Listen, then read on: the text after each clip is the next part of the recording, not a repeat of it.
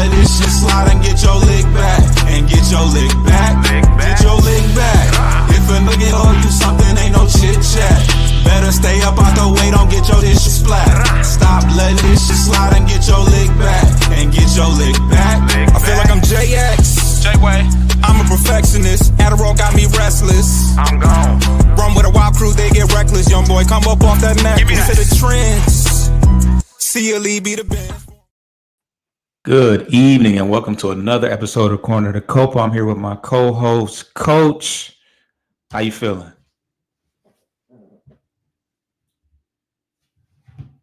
Let it out.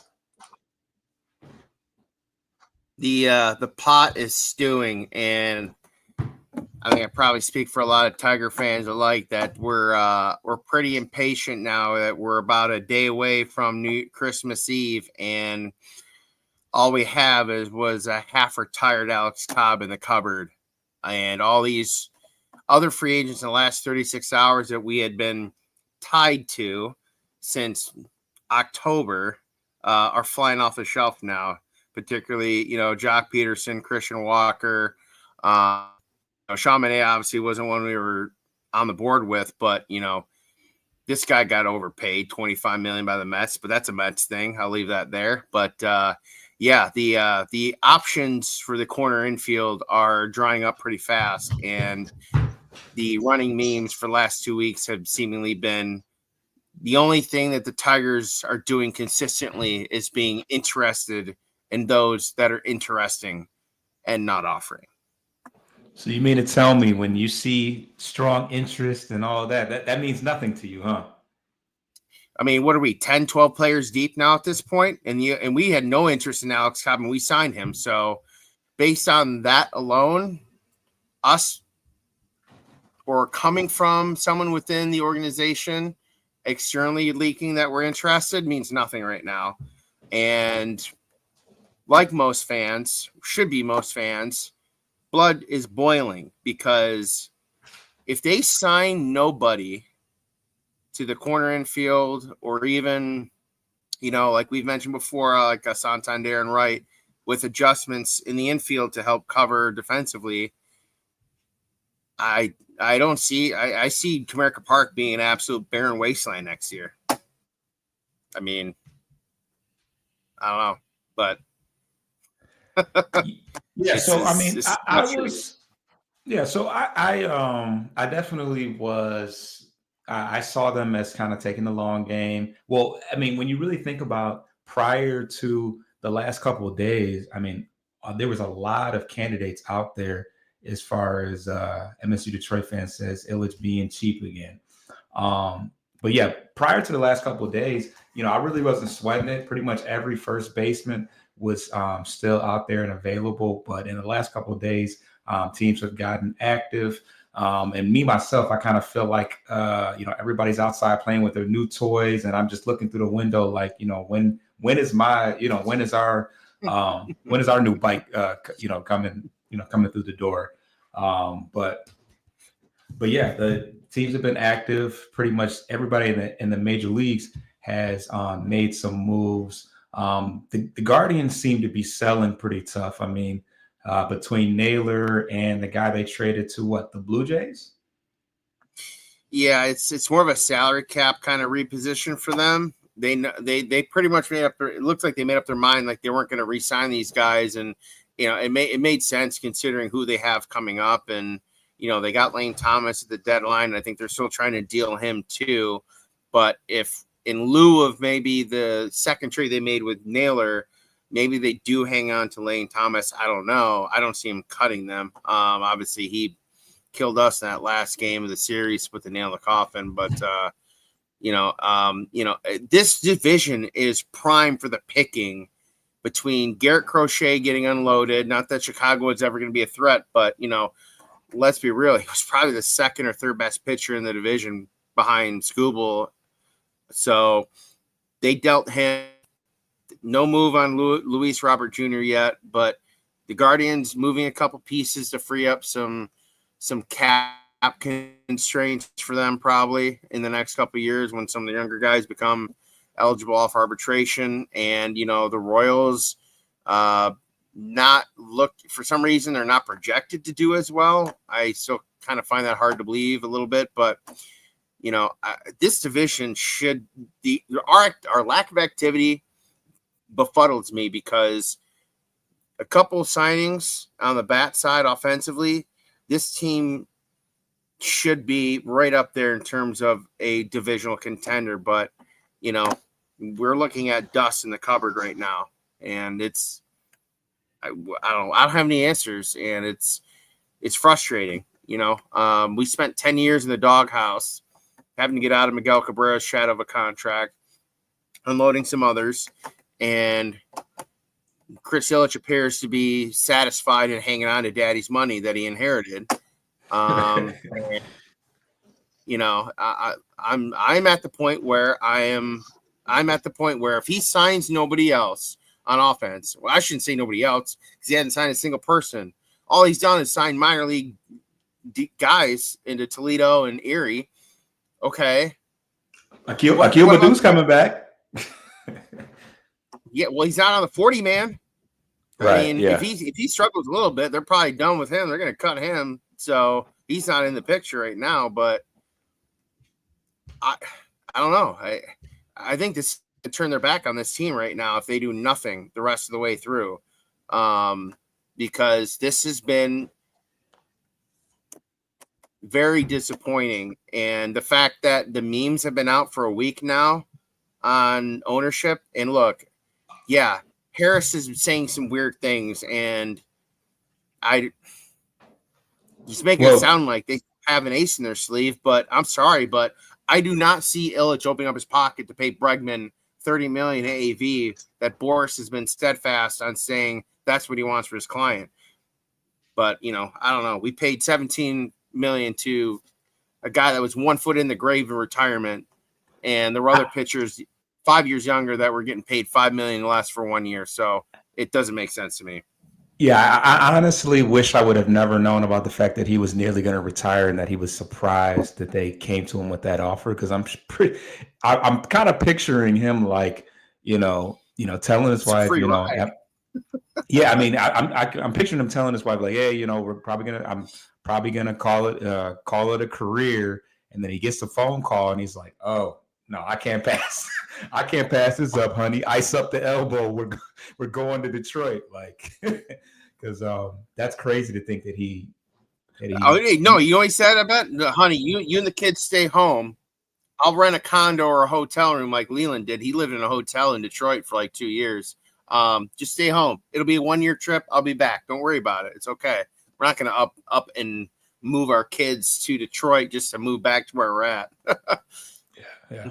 So MSU Detroit fan says, every time I see MSU Detroit fan, first of all, I always think of you specifically, but he said, I don't know, is that third right now? Right now it's Jace Young and possibly Matt Vierling. So kind of a question mark there. Be Matt Vierling. Yeah, I mean, I think it's going to be primarily Matt Vierling. If it's not Matt Vierling, you're going to see him. I think he's maybe just a step ahead of Wenceel Perez, but I think that's going to depend on who's pitching, because I think you want his left-handed bat out there if it's a right-handed batter. A right-handed pitcher. But yeah, he said Jack Flaherty reunion dead also. I don't know. I haven't heard anything about it. We've had nothing with him in the last 3 weeks. At least, Walker Buehler. Go ahead. Yeah. Sorry.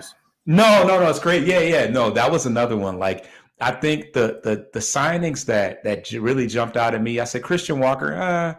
When I saw the Goldschmidt for $12 million, I was like, okay, that was terrible. That was terribly reasonable. Granted, I mean, there's an incentive for him to go to New York. There's an incentive for him to go to New York. I mean, especially with it being a hitter's ballpark. So I'm like, okay, could we really pry him away from New York unless there was a whole bunch more money? But once I saw Santana go off the board, I was like, and then where did he go? Where did Santana go? Back to Cleveland. He came back. Did he go back to Cleveland? Oh, okay. Well, they Naylor so they could sign Santana. Okay, yeah. So who's a freaking legendary Tiger killer? We all know that. Yeah. Yeah. So what was he playing? He was playing DH for most of the Right. year. Yeah. DH, maybe a little first base here and there, probably not much, but Yeah. So I mean, okay. So yeah, I mean, the names are starting to dwindle, and the dominoes are falling because these guys are going back to back to back. and then I Jock think that Peterson too this morning was one that I was kind of maybe like tier 3 on, like, okay, like a reserve opportunist, right field, DH, yeah, because he's not. World 'Cause Series winner. I saw people saying that he had to that he was a guy that could possibly play first, but Yeah, he's played a little bit.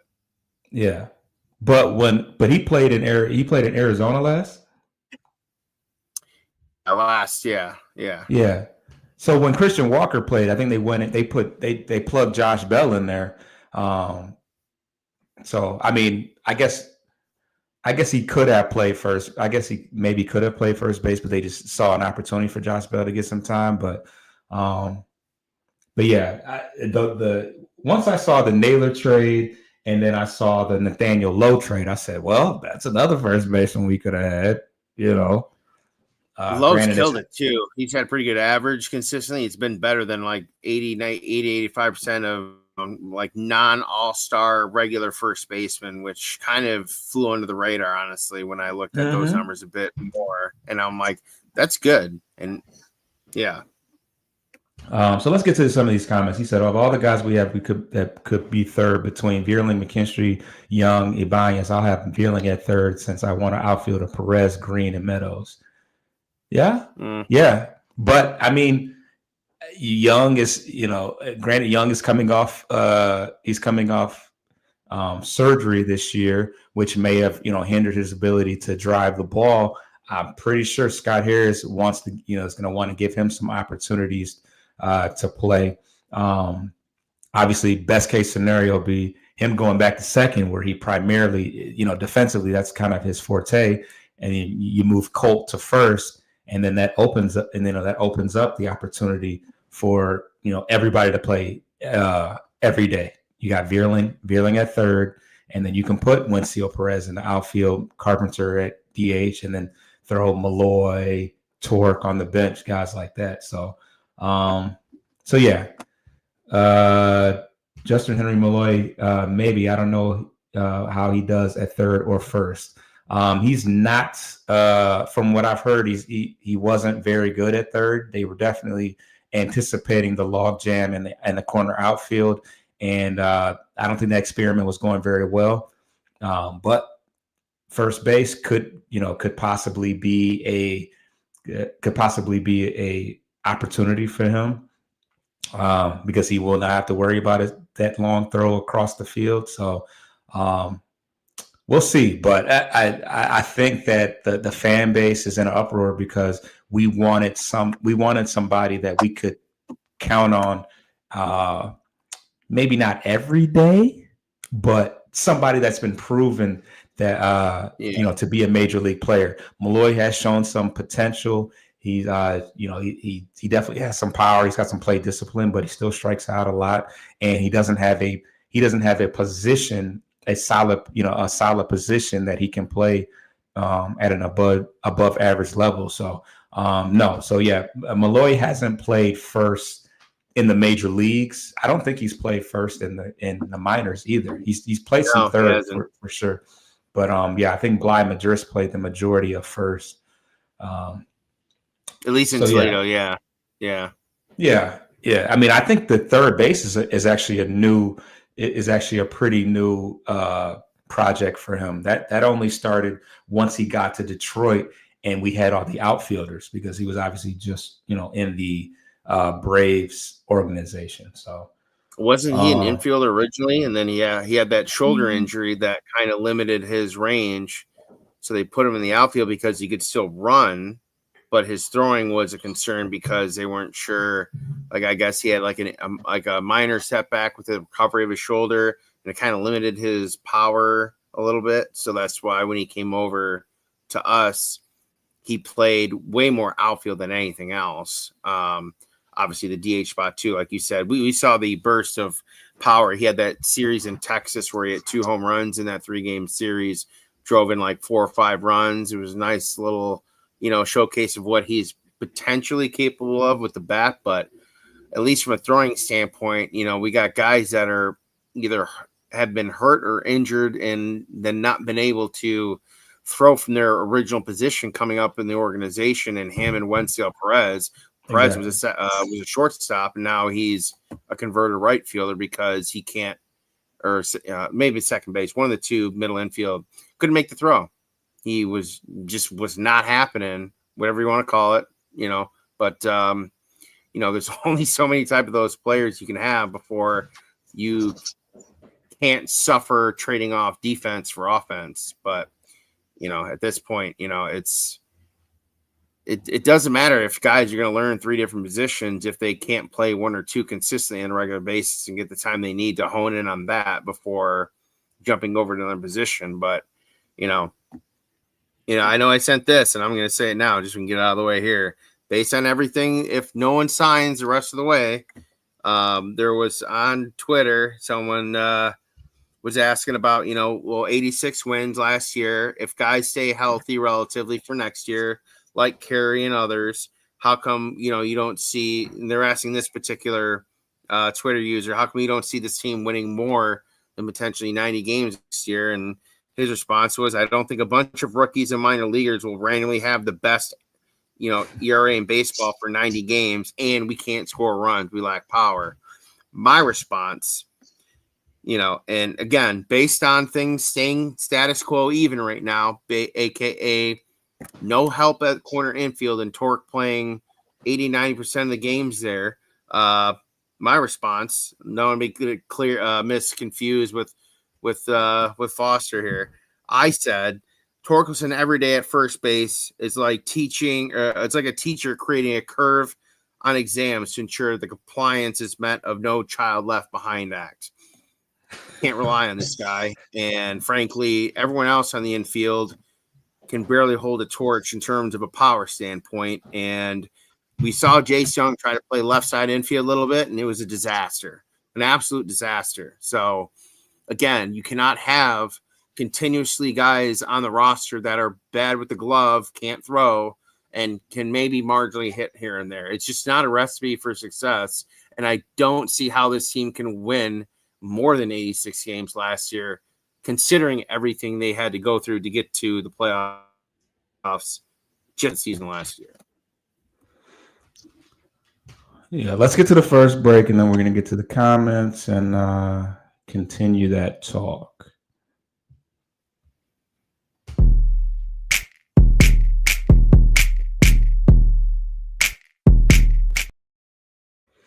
Yeah, so I mean, the Tigers definitely had an improbable run last year. Honestly, I think that situation probably will indirectly work against us in a sense, because there is a certain sense of accomplishment, accomplishness. I don't know. Maybe I messed that up. On Scott Harris' part by, doing what he had set out to do, which is sell off the older guys, give the younger guys an opportunity to play. And, it ultimately worked well in his favor. So he probably does have a sense of, hey, we can kick back and continue to trust the process, because, we're a team that, essentially probably should have beat the Guardians and played against the Yankees, and however that would have went. But I think that it may have given him a certain sense of, lack of urgency towards, working, helping the team, even though in a sense it kind of contradicts the fact that he said that once we have a young core that's ready to compete, he would start spending money. So you're right there. So yeah, that's kind of where we're at right now. Was there another tweet that you needed to reference? I know you talked about the one. Did we cover both of them? I just had the one. Actually, it was about the other one I saw was about the interest in a pitcher. What was that about? I can pull that up. Oh, Yeah, go ahead, pull it up. But no, I mean, it's all about him being Cobb being 1 foot in the grave, basically. No, so it says the Tigers are looking into starting pitching trading market. Yeah. Okay, yeah, I remember what you're talking about. Yeah.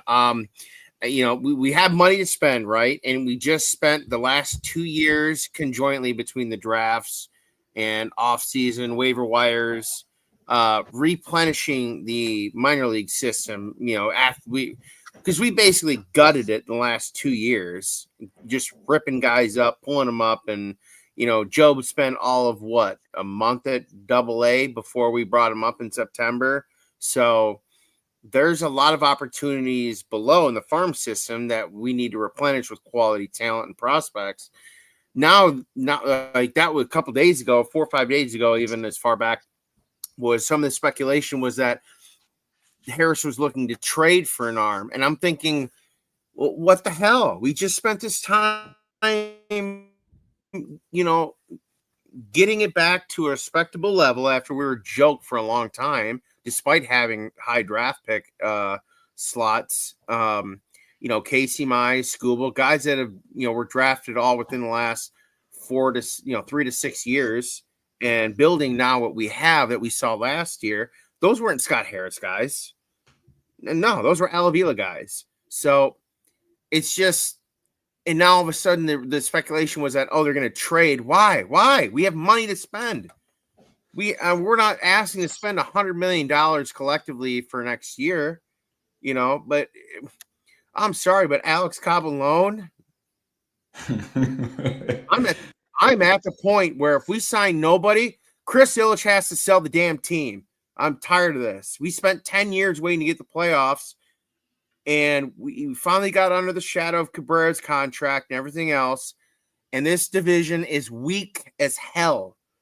But we have a core that's ready to go, and it just needs like 3 pieces in conjunction between hitting and pitching, like 3 legitimate pieces. I'm not talking breaking the bank and going out and getting a Garrett Crochet along with a Bregman and a Pete Alonso and someone else. And, now we're up to 150, 160 AAV on top of what we have.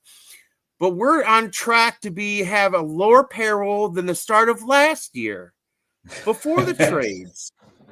And I'm sorry, but if Ilitch is really that scared after the debacle with Kenta Maeda and Baez, he needs to get the hell out of sports ownership entirely. This is ridiculous. We are not, the Oakland A's are outspending us this year. This offseason, Oakland, Las Vegas, Sacramento, where the hell you want to call them now, has outspent us in the last 2 years combined almost entirely on Luis Severino alone. And they went out and got 2 more players and overpaid. This makes no fucking sense. It doesn't. I digress. So do you feel so we were just named, I think through USA Today, we were coined as having the number 1 farm system in all major leagues. Do you feel like it's a sense of Scott Harris kind of hoarding or not wanting to get rid of? Because I mean, when you look at these teams that are trading, that are trading for some of these big pieces, I mean, they're essentially utilizing their farm system to make that happen. If the Tigers are as strong as they say we are in the farm system, I mean, wouldn't it naturally make sense for us to move off some of those assets that are being blocked right now in order to go get some of those win now pieces? I mean, I like what we've got. I really do. I mean, from a drafting standpoint, in the last 2 years, Scott Harris has done a tremendous job with his scout team, putting together quality spread of players, in the top 5 round, and even guys back in trade last year, the Flaherty trade and whatnot. That's not an issue. And frankly, we don't need to. Frankly, we shouldn't, because you know why? For most of the last decade, up until 2 years ago, we were one of the worst minor league franchise or talent pools. We couldn't, because we were hemorrhaging money to Miguel and other guys that we were still paying, or that were on the roster or had left, and we still had back pay on the side. But Ilitch has money now to spend, and we're not asking for a lot. About a month ago, we said, look, it doesn't have to be all now, but we didn't think it would be none now either at the same time. And if I'm Tarik Skubal and I see the only addition to this team is a guy who is almost 10 years older than me and can't hold a candle to my name, I'm 80% out on re-signing. And I'm telling Boris, you know what? Engage, but just give them the most ridiculous numbers, the most out-of-pocket incentives, markers, and make it impossible for them to meet, because I'm gone. I don't care. I'm going to pitch for me and get my one bag, because I'm going to be 29 at the end of, arbitration control for Detroit. And I'm only going to have a few, realistically, 3 to 4 years of quality Cy Young-ish type level years, but I want to be on a contender. I'm not going to be on a team that's not going to spend to win now in a division that's, quite frankly, dog water. And if this is what it's going to be, I'm not waiting around next year. Screw it. I'm out. Who cares? I'm gonna take care of myself. I'm gonna say the right things, do the right things. There's no point in me signing a big deal in Detroit if I don't feel we have a legitimate chance, not just to win the division, but to win a World Series. And that's the desire of every Major League ball player, is to win a World Series. And Skubal has transcended himself into almost a generational lefty talent in the last, 2 years. And I get it. It's frustrating. We went through this in the trade deadline this year. If they weren't going to commit to spending, then trade him before the deadline this past summer. Now here we are having to revisit that, because now here, Bregman, again, we're going to quickly transition to this. I don't see Ilitch opening up his pocket, because Boris told everyone about 2 weeks ago he's standing firm on $30 million AAV, and his market value was 25. We paid more for Alex Cobb than some of these hitters that are getting paid $3-4 million less, that actually help us more than signing a guy who is half in the grave. I do not get this approach, and frankly, Tiger fans everywhere should be absolutely livid. But yet their priority was adding in $10,000 luxury seats at Comerica Park for next year. Guess what? They're collecting dust next year, Chris. No one cares. And companies aren't buying those. It's a downgrade from a suite. Who cares? I want to see this team win. We want to see this team win and be competitive. And it's not an offense. It's no offense to the guys on the team right now, because they busted their ass off this past year to literally beat the almost undefeatable odds just to get into the playoffs. Granted, they got help. They needed help to get in, but you're basically washing away last year and saying it doesn't matter. They can repeat it. And that's not, we talked about a couple weeks ago. That may never happen again in our lifetime. 0.2% opportunity to get in, and they got No, that those chances will never be broken again. Let's get to this MSU Detroit fan. I know McConaughey is still 1 to 2 years in the minors, like Max Clark, but I'm still wondering what we're going to do with that upcoming logjam. Well, McConaughey, I think, plays shortstop, so by the time he's ready, Baez has got to be out the way. However, you got to make that happen. But I mean, he's got 3 years. Baez got 3 years left. McConaughey's in that 1.5 to 2 years. I'm not really worried about that, because we don't have anybody else in his way at that shortstop position. As far as Max Clark, we'll see if Meadows can continue. I mean, I think that he is going to be a part of our future. We'll see what happens with Riley Green, or because he may not. Maybe Meadows hangs around at that center field position, and Max Clark has to play the corner outfield. Another guy that another thing that I'm not really worried about. Vierling will be much older, so he'll be doing whatever. Whether he's a utility guy by that point. By that point he probably will have played second base and first. So there's room for him, because there's nobody that's just so firmly set in in the outfield that I would sweat it. I really hope that Carpenter continues to ascend and has a strong full year of action. He can be the DH of the future for all I care, which means that Malloy will have to move somewhere in the corner, be a trade guy, or hit 30, 20 plus home runs. Once again, we'll find room for him if he can cut down on the strikeouts and consistently hit the ball out of the park. So no worries there. We're going to get to our next break, and then we're going to talk about who is left in free agency.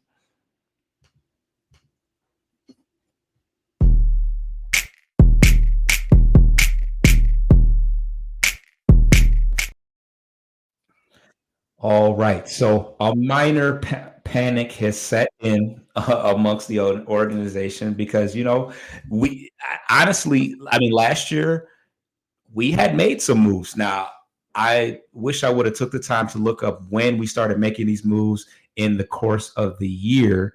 But, when it's all said and done, we did, we had signed Mark Canha. We had Kenta Maeda. I think Maeda was pretty early.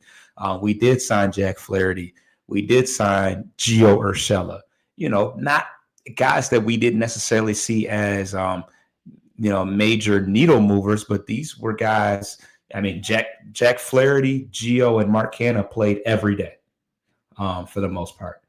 Who would I say? Well, I obviously Jack Flaherty didn't play every day, but he was every 5 game guy. He kept us in the hunt as we started to make our ascension towards the playoffs. And then, of course, Gio and Mark Canha played a number of different positions. Gio played third and first, and Canha played corner outfield and first. So we brought in some guys that were very integral last year. So, there's reason to, wonder why, with us really, truly being in the hunt this year, why we haven't made any moves yet. But we're going to talk about after we get through these comments, we're going to talk about who is left. MSU Detroit fan said the biggest thing about the Tigers' lack of moves is does it come from Scott Harris or does it come from Chris Ilitch? Yeah, at this point, I don't know who to point fingers at. At this point, I really don't care. I just want moves to be made. Ilitch, he controls the dollar, and Harris it's hand in hand. Follow. Right. Yeah. Scott Harris can't hang him over a balcony and say, "Hey, let's spend some money." So ultimately, it comes down to the money man, especially when we have it. Lee is listed as second base. Right, the pizza man. He said Hyu Lee is listed as second baseman, so he probably ain't coming up right away. Yeah. I don't know. I don't know to what extent. The thing about Hyu Lee is that he's had injury concerns. He hit very well for the first half of the year, but he injured himself. What was it? Nowhere for him to play defensively either. He's blocked pretty much everywhere in the infield. He's got really nowhere to play unless he can play third suddenly out of nowhere. Yeah, if he was a third baseman, he would. Yeah. Well, and even then, I think Jace Young, because you got to remember, Jace Young is a top 5. He hasn't played enough games to where he falls out of that prospect pool or whatever. So he's still a top 5 prospect. So he's going to get every opportunity to win an everyday role at third base. Him and Dingler were kind of the same boat. Dingler had a great year offensively in Toledo, but we saw Young play a bit more than Dingler, and at least from a defensive. Forget the bat. You at the parent club, you have access to resources and coaches galore for hitting. Fielding, it's just if you can't pick it up, no one can really help you. You got to be able to pick up the fielding, and what we saw defensively, Foster, in September out of him left a lot to be desired, frankly. You said defensively? Yeah. Yeah. He was not third, but still, yeah. Yeah. Essentially, his first action at third base was in the fall league prior to this past season. And then, it was a struggle. It was a struggle at the AAA level. So I knew it was going to be a struggle at the major league level. So my biggest concern was the fact that although he had great plate discipline, he didn't hit any home runs in the month and a half, 2 months that he was. So that was more of the troubling thing for me, is that the power isn't there. So with, we all know that the corner infield guys, it is important that they are power positions, unless you got, an exuberant amount of power at the in the outfield or in the middle of the infield. So that's more of the issue for me. But with him having surgery at the at the end of the season, it leads me to wonder whether or not that was something that was lingering, that he just kind of played through because he wanted to play. But let's get to, so yeah, Hyo Lee, he's got to stay healthy himself, but yeah, this will be an important year for him. He's a guy that could very well get some action this year as well, especially if Zach McKinstry doesn't, isn't able to hit any. That's an easy upgrade that you can make without spending a whole lot of money. MSU Detroit fans says, I want Alex Bregman and Jack Flaherty. If we can get those two guys, I'll be satisfied. Heck, if we can even cut Baez, do it. Yeah. It's a pipe dream, but Jack, I haven't heard. I know you said that we haven't heard anything about Jack Flaherty as far as the Tigers are concerned, but I haven't heard anything from Jack Flaherty in general. So yeah, he was the hot one coming off. Bregman was also on the short list initially because, as we talked about a couple weeks ago, his projected on Spot Track was 25 AAV, which was a little high, but again, he's a Gold Glover. He's perennial Gold Glover, Bregman too. So this team struggled on defense to start the first couple months last year, and frankly, he was one of the few guys in that series that did have a handful of big hits against us. Thankfully, he didn't really have many guys on base to really do a lot of damage. But, still, we know of our Tiger killers and guys that hit well in the playoffs in general, regardless if against just Detroit or not. And this guy is certainly, that he fits the phrase of you can't beat him, join him, or in our case, if you can't get him out, sign him, would be that aspect of it. But MSU Detroit fan, yeah, like Flaherty has been an on and off hot topic for us just because, he got to LA and then he started experiencing arm or shoulder problems, one of the two. And he would go 2-3 games really good, and then have an absolute stinker and just get absolutely rocked. But he was able to hold together through the playoffs, but I think there is got to be some legitimate concern about his longevity to last a full year this coming year without maybe needing some type of microscopic surgery or what they call clean out surgery for cartilage, bone spurs, things like that. With Flaherty, we just don't know, because remember, we tried trading to New York and they reneged on it. They're like, nope. We saw the medical files, we saw the scans, we're out, and then we sent him to LA. So if paid what we paid him last year, I'd be really worried, because that's not necessarily a great sign. But compared to what we've seen the last couple of days, Buehler, $12 million, or was it? I think it was 20. It was 21 and a half. Yeah, I would have paid him 21 and a half. He looked good in the playoffs. He said he was finally healthy, and he's a lot younger than Flaherty. And obviously he's been in the playoffs a lot, being with the Dodgers organization his entire career. But at this point, the fact that Flaherty's not signed, well, I'm sorry. I don't want him now at this point, unless he's going to sign for dirt cheap. I mean, dirt cheap. But, under 10 or what?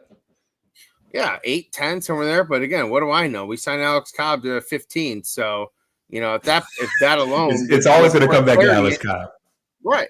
But I mean, at that point, you're probably going to pay if Flaherty sees that, right? His agent's going to be like, well, this guy's booty cheeks. He hasn't been good in 2 years. He was among the best with Scoop before you dealt him. We want 20 to 22. And I don't see that happening. I would have paid that to Walker Buehler, who is healthy now, and there's no concern, really. But again, I digress.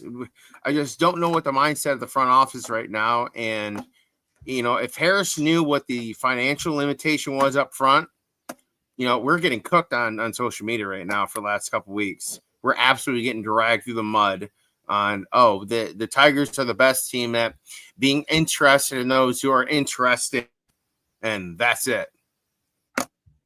So let's get through these comments, and then we're out. gonna let's get to these comments. Just look at the Red Wings right now. They are different problems, but it still have Chris Ilitch written all over it. I'll take that. Look, Yzerman has done a good job building talent with that team. It's just that the blue line and the goalie situation last 2 years has been abominable. All right. He signed a couple guys this past year. At one point, they had 4 legitimate NHL goalies on the roster, and they lost one to basically substance abuse of some kind, players in the program. They cut one. Yeah. Was it Campbell or someone went down at the beginning of the year and left the program for a while. Husso was terrible last year, and it fell into Alex Lyon unfairly to play a bulk of the games, and they have not been able to sign. They had opportunities last 2 weeks for some defensemen, and they've really missed big time. Jacob Trouba, awkward situation out of the Rangers, and 1 or 2 other blue line guys they've done nothing on. And we will tie this off quick because this is a Tigers podcast.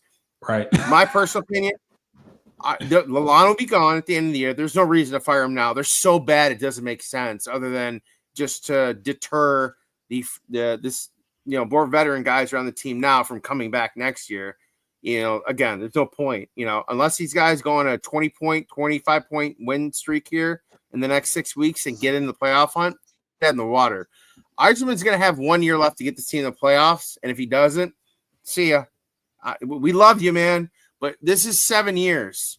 7 years is a hell of a lot longer in the NHL for a GM to get your team in the playoffs, and you haven't. Despite the talent you've drafted, you've not been able to sign anyone to support the young guys. You're out. Someone else. This is an Original Six franchise. So that's that. Yeah, I mean, you gotta ish or get off the pot, man. This is one of those franchises. But we're gonna continue to get through here. There's a lot of we're not gonna elaborate, but I do want to acknowledge this comment here. And let's not get started on trading away Jake Wallman and letting Shane Gostisbehere walk, because apparently he wake broke the resigning Sider and Raymond. We're not gonna elaborate. We'll keep it push. Go ahead, Coach. Go ahead. Yeah, brief on that. Shane Gostisbehere was going to go no matter what. He's an offensive defenseman no matter what, and they need blue line help. They were bleeding goals all last year. Foster and I have been to a few games even this year, and that really hasn't changed. We cannot stop the opposition on 5-on-5. Penalty kill has been terrible. So or that score is that. On 5-on-5. We mostly score on the power play, right? Well, yeah, to a degree, yeah, and that's not great, And Jake Wallman was a cap casualty situation because of the young guys behind him. We all loved him, hitting the gritty all the time when he scored. Great guy. It was a shame that it had to happen. That's part of the business side, but that is what it is. But those 2 guys were not going to be long-term fixtures in terms of defensemen. All right, Steve Yzerman hasn't. I already got it. Steve Yzerman was the main guy in those things, but you can't tell me Steve didn't have Chris Ilitch telling them what he can and can't do. Well, it's different sport. They have a firm cap, but baseball doesn't. They have a luxury tax, so that's your difference. Like Stevie's got full control within that hard cap in the NHL. Scott Harris on the baseball side of things, he only has up until what Chris wants to spend. Honestly, that's it. So. That's a large difference between the 2 sports, honestly. Definitely. And then we got back to baseball here. Dylan Dingle has struggled since making the MLB debut. The only reason he's not getting talked about as much as Young is because unless we sign a catcher, Dingler and Rogers are the only 2. Yeah, I'm still firm. Yeah. He I want to say he started out kind of hot, and they probably figured him out a little bit. And then he just didn't have consistent. I mean, once every game was we were fighting for our lives. It just didn't make sense to put Dingler in that type of situation. You know, Rogers is a Gold Glove candidate catcher, and occasionally he was pretty clutch as well. So it just didn't make sense to throw Dingler out there in those type of situations. But I feel pretty comfortable going into spring training with those two guys, and we'll just see what happens there. Dylan Dingler is another game manager, so if nothing else, we're going to get a guy that defensively is going to hold up his end of the bargain, and then just whatever we get offensively is going to be a bonus for us.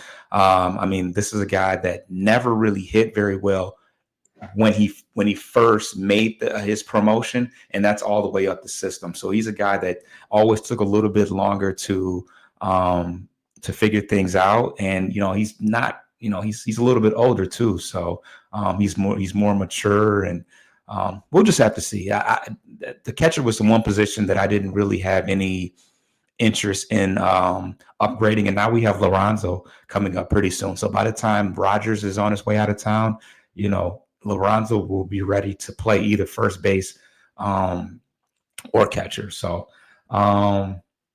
let's take the last break. And Dingler was a great hitter in Tuxedo this year. So, right. And he played, a half dozen games when he got called up. So he had one or two decent games of hits. But, yeah, like you said, Jake was a clutch hitter.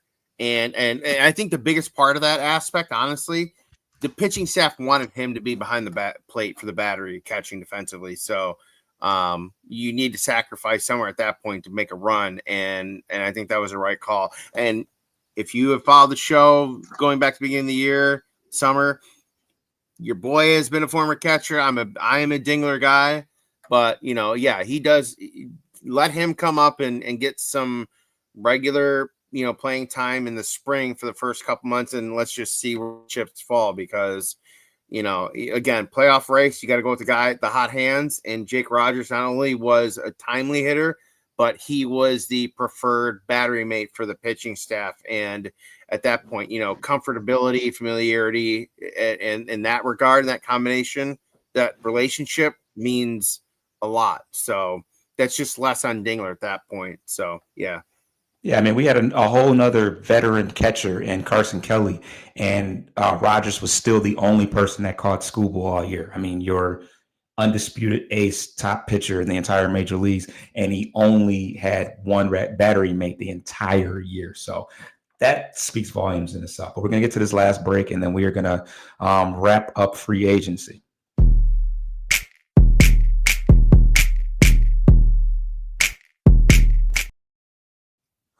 All right. So with a lot of the first baseman falling off the board, Alex Bregman still in that question mark, possibly Boston is what I'm hearing. Who do we have left? Alec Baum is still a guy that's been thrown out there at the third base option. He's a guy that's got a couple years of control. He was a former All-Star. But there's some questions about his presence in the dugout. So that's still up in the air. Obviously, the Phillies are not going to just let him go for nothing, especially because they haven't signed his predecessor at third base yet. And then Arenado, obviously, he's already exercised his no trade clause, and he's already thrown out the 5 or 6 teams that he would be willing to go to. So, and the Tigers are not on that list. So, yet another option that's not there. And then obviously some other guys have fallen off the board as well. But Santander, Teoscar Hernandez. Yeah, I mean, there's still some names out there that could provide some insurance. Well, they would be more than insurance for us, but Especially at this juncture. Yeah, but he's certainly going to have to open up his checkbook to make those things happen. I mean, I think Hernandez still might be headed back to the Dodgers at this point. It seems like he is interested in returning. Bregman, not so much with the Astros. I think that door is pretty much shut. Yeah, with what Christian? Who they signed? They signed someone else. So I mean, yeah, Christian Walker. So and then they got Isaac Paredes that's going to play. That is probably going to play third base as well. So, so Bregman will likely be finding a new home. But any other thoughts as far as anybody out there? Once again, we're both on board for Josh Bell. He's still out there as an option. He's switch hitting power hitter. That's not going to provide much as far as defense is concerned. But in any other. And Torque, so I'm fine with that. He said, waiting for us to MSU Detroit fans is waiting for us to re-sign Eric Haas to a minor league deal. Well, we're good for minor league deals. We've made a couple of those.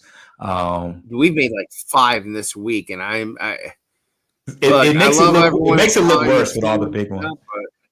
Yeah, I mean, it makes it look worse with all the big moves going out there. It's like, oh, Scott Harris is over here on the side making some minor league moves. Even some guy that didn't play. He's from Canada and last played in 2023. Played last year in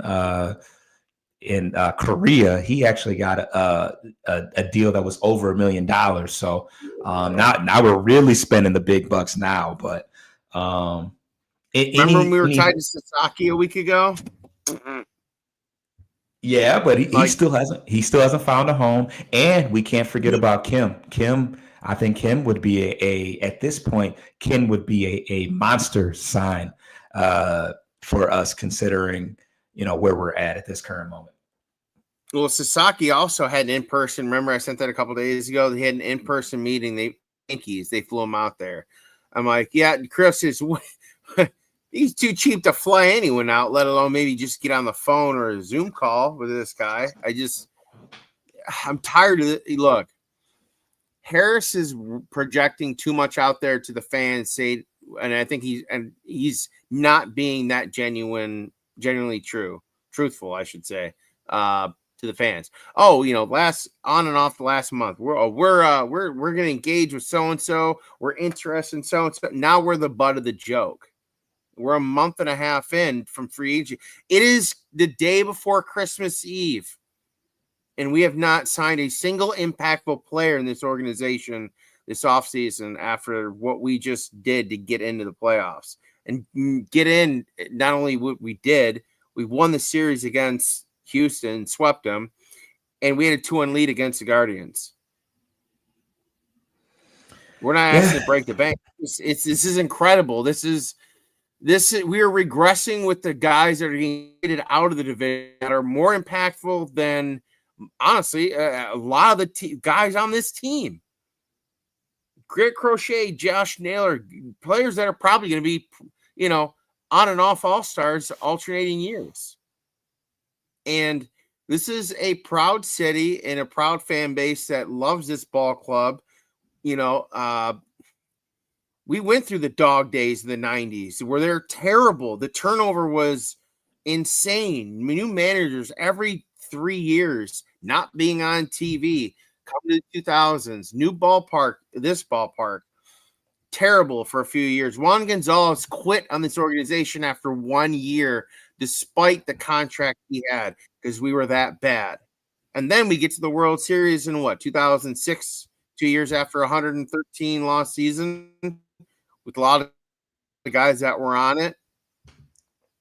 I can't imagine what guys like Todd Jones, Brandon Inge, Pudge Rodriguez, Jamie Walker, Mike Maroth are feeling right now, thinking like, wow, we were that bad, and in 2 years they actually spent money. Here we are with the pitcher.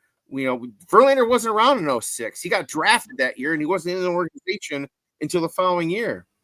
We got a Tarek Skubal who's been in the organization, a Casey Mize, guys have been high value, top 5 picks. And yet there's no support. This pitching staff can't do what they did last year. That's not going to be the same thing going into next year. We cannot expect that kind of mix and match and openers. That's not sustainable. AJ even said that himself. You can't do that for more than 2 months or whatever. And the lack of equity back into this team to provide in areas where they were severely weakened last year.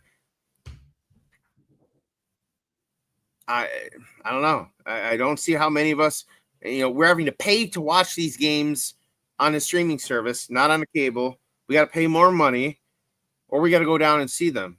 But at this point, I don't see how many of us are going to watch them, that religiously next year based on this, which has been nothing. Literally. I'm gonna still watch them religiously. But hold on one second. I want to get to this last comment, and then we definitely got to wrap this up because I got to get to a different show. But MSU Detroit fan says Bo Schembechler as president of operations. That just shows you how desperate the Tigers were in the 90s. Not going against Bo. There's way too much to unpack on that comment, considering everything came out 10 years ago. So, but ownership before Ilitch. That was before Ilitch. Let's be clear. That was brief, though. And then he fired, Harwell for 1 year, and then they brought him back. Bo fired Harwell, and then they fired Bo, and then brought Harwell back. So we're going to leave that where it was at the 90s, exactly where it belongs. Yeah, that was a while ago. But yeah, we're going to continue to watch. We're going to continue to monitor the first baseman situation. You're going to see me explode on camera when Josh Bell doesn't end up being a Tiger, because I don't know. I've just decided that that's where he needs to be as our little mini Prince Fielder type guy. Yeah, we're gonna continue to monitor this, and we're gonna spin the block a lot quicker, especially since things are really starting to progress now. Teams are active and trying to bring in the new year with some gifts. So please subscribe to Bleachers and Speakers on YouTube. That's gonna give you the raw and uncut visual aspect of our show, and also Corner to Copa on all audio aggregators as we continue to monitor what the Tigers have and all minor league contracts that Scott Harris is just letting fly right now. I don't have any too much more to say. Coach, any parting words before we get up out of here? Nope. You follow us on X or Twitter at roarlike_84. We're keeping the tabs on it, and if you follow, we'll like, retweet anything breaking. We got alerts set up, so heaven forbid we better get something that pops up saying maybe Josh Bell or something of the sort. But something, man. Jack Flaherty, there's still some guys out there. We need a bat. Forgetting arm at this point. We need to score runs. We need runs. But we need a power bat at some point. But stay tuned and keep all your toes crossed. And Merry Christmas, Happy Holidays, safe travels, everyone. Absolutely. Happy holidays. Let's get up out of here. Peace.